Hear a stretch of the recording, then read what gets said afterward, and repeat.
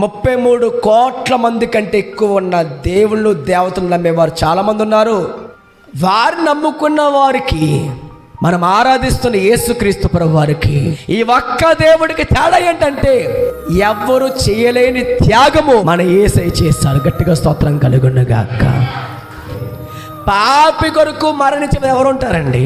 అది ఆయన మాత్రమే చేశాడు. అది ప్రపంచంలో ఎవరు చేయలే.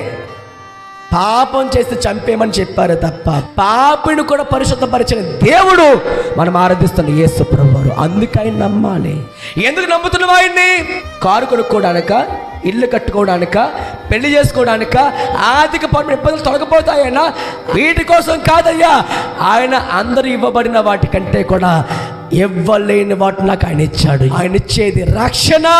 ఈ లోకంలో పేరు పొందుకున్న వారు అనేక మంది ఉండవచ్చు, కానీ ఎవరు ఇవ్వగలరా రక్షణ?